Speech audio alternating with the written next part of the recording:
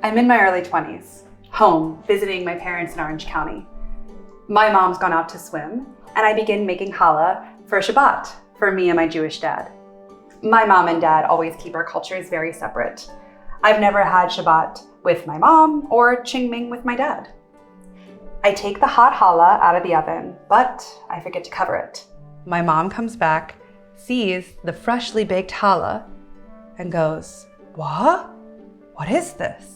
before tearing off a piece and devouring it immediately. "You baked this bread. How is it so good?" Before I can stop her, half the challah, which isn't small, is gone. My dad jokes, "Well, Shabbat came early."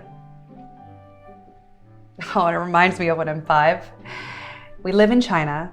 My mom takes me to the Chinese bakery. Standing on my tippy toes, I look at all the varieties of bread, and I pick out my dad's favorite, bolo bao, or pineapple bun. My mom holds my hand, and I stuff my face with the other. In elementary school, my mom and I will make dumplings every month. She gently rolls out the dough. She jokingly slaps my hand when I put too much filling in. As I wolf down hot dumplings, she goes, "Hot! Careful!" When I'm 15, a year after we moved to America, she yells my Chinese name, "Xia Ye!" loudly in the school parking lot. White kids look over and jeer, even though my town is 60% Asian. Desperate to fit in, I shout at my mother to call me Genevieve. I'm not proud to be Chinese, and I won't speak to her in Chinese anymore.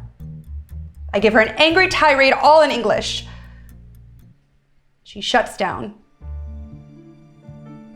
She won't respond in English or Chinese. Her total silence rings louder than any words she could have spoken to me. I go out and do not return till much later that evening. When I do come back, there's a hot bowl of noodles waiting for me. I'd skipped dinner in protest, but she still made me my favorite tomato and egg noodle anyway. Even though she never says the words, I know she loves me. Even though she never asks for recognition, she takes care of me with pineapple buns, dumplings, noodles at the end of the night. Years later, I visit Orange County with my Jewish partner, Danny. My mom had returned from China, and she says to me, "While you're here, Xia Ye, can you make that bread again?" So, on that Friday afternoon, Danny rolls out the dough while I carefully incorporate the green onion filling, a recipe from a famous Chinese Jewish chef, an homage to all of my heritage. My mom tries it and goes, devours it, just like last time.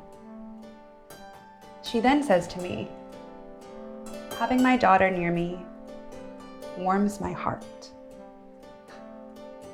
She adds, "You're my cozy little jacket,"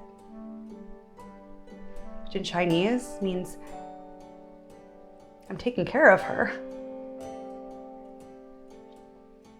I realize that after years of her toiling to care for me, I can finally care for her. We might be far away from each other most of the time, since she lives in China, but I'll always be thinking of her. Is she warm enough? Does she have the food that she likes? Is she enjoying her time with friends in China? This worry, this preoccupation with your family's well-being, there is nothing more Chinese or more Jewish than that.